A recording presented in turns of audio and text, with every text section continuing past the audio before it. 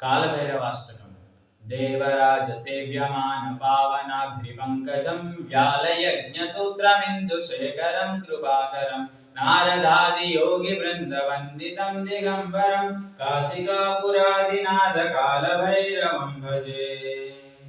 भानुकोटिभास्वरं भवाब्धितारकं परं नीलकण्ठमीप्सितार्थदायकं त्रिलोचनं कालकालमम्बुजाक्षमक्षशूलमक्षरं काशिकापुराधिनाथकालभैरवं भजे।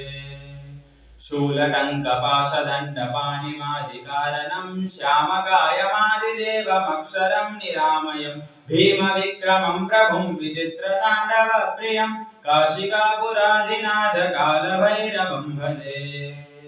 भुक्तिमुक्तिदायकं प्रशस्तचारुविग्रहं भक्तवत्सलं स्थितं समस्तलोकविग्रहं निनिग्मनग्मनोघ्नहेमकिङ्किणीरसत्कटिं काशिकापुराधिनाथकालभैरवं भजे।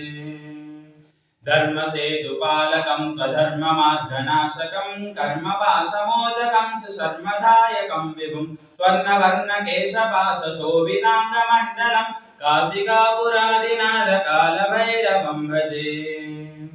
रत्नपादुकाप्रभाभिरामपादयुग्मकं नित्यमद्वितीयमिष्टदैवतं निरन्तरं मृत्युदर्पनाशनं करालदंष्ट्रभीषणं काशिकापुराधिनाथकालभैरवं भजे। अट्टहासभिन्नपद्मचाण्डकोशसन्ततिं दृष्टिपातनष्टपापजालमुग्रशासनम् अष्टसिद्धिदायकं कपालमालिकाधरं काशिकापुराधिनाथकालभैरवं भजे।